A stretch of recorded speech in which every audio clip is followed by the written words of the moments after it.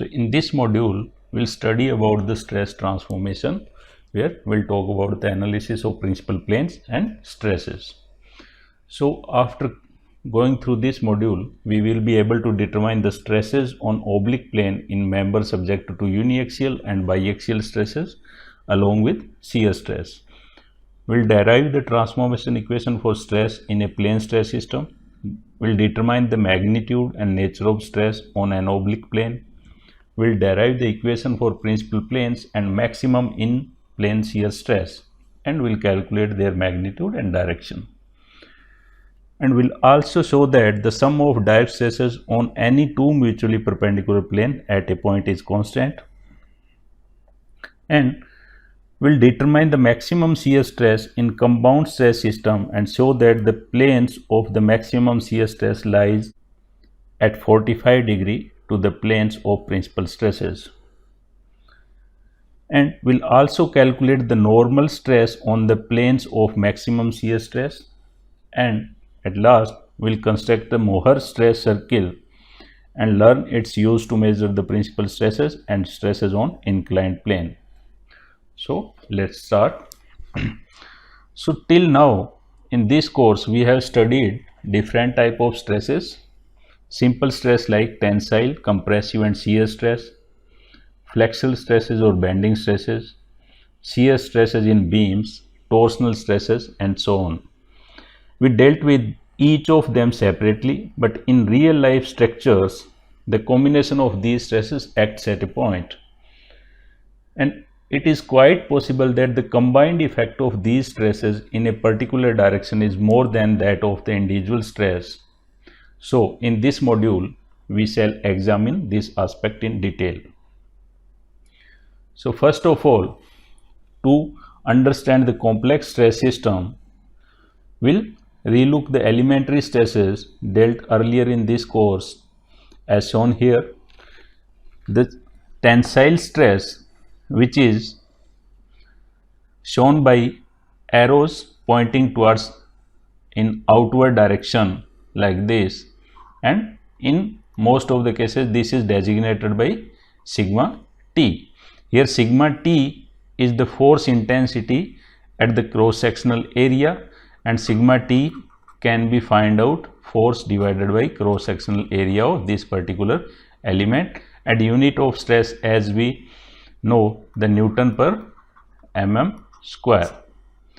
So and compressive stress is given by arrow pointing towards in inward direction like this, and this is designated by sigma C. This is compressive stress. And during this lecture or in this module we'll consider compressive stress as negative stress and tensile stress as positive stresses. And in the case of shear stress, these stresses are acts on the different faces and parallel and opposite in the directions and equal in the magnitude, and to maintain the equilibrium a pair of complementary stresses on the faces at the right angle is acting here. So this pair is a complementary shear stress pair. So before dealing with the complex stress system, it is necessary to have an appropriate symbolic representation and sign convention. So for this, let's consider a point A within the material. This is our material domain and we are considering this point O, and this is our coordinate system. This is x-axis, this is y-axis, and xy plane lies within the plane of this screen or this paper, and z-axis is perpendicular to the plane of this paper. So this is our coordinate system, and let's define the plane names. Like here, this is the DHCG plane. DHCG plane is defined by a normal which is pointing towards outward direction and in the outward perpendicular direction, and this plane is given by positive x plane. This is positive x plane. Similarly, the plane AEFB,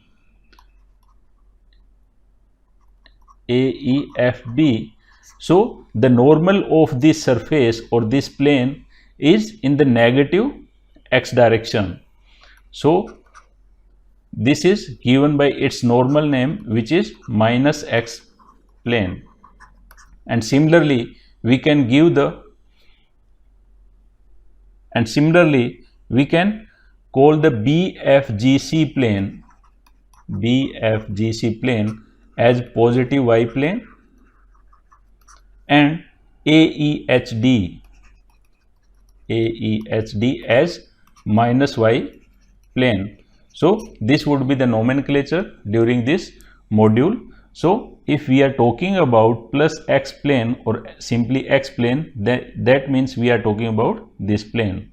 Or if we are talking about the minus x plane, means we are talking about AEFB plane. Similarly, this plane BCDA plane is known as plus z plane.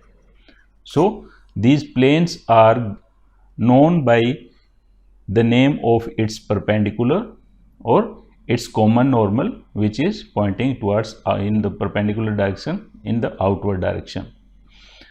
And the nomenclature and sign convention for stresses is given by the direct stress is designated by sigma, and here we'll use two subscripts. So first subscripts will talk about the plane in which this stress is acting. This will tell about the plane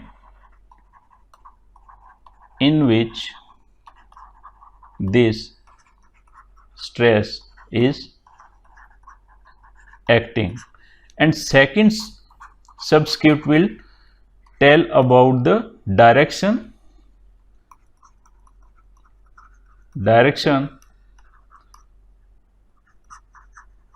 towards which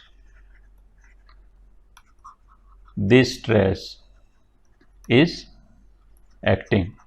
So first we'll tell about the plane in which this stress is acting, and second will tell about the direction towards which this stress is acting. So let's say if we are talking about the sigma xx, means this stress is acting in x plane and it's pointing towards the x.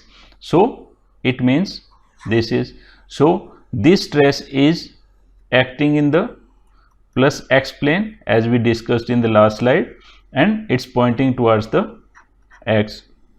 Similarly, sigma xy means this stress is acting in the x plane and pointing towards y.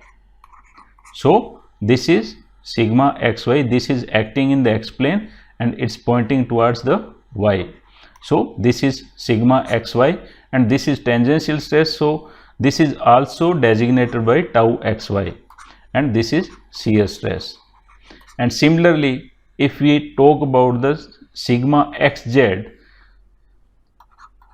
it means it's acting in the x plane and pointing towards z. So this is xz. So here this is acting in the x plane and pointing towards the z axis. So this is sigma xz, or also designated by tau xz. And similarly, all the stresses can be designated by using this nomenclature.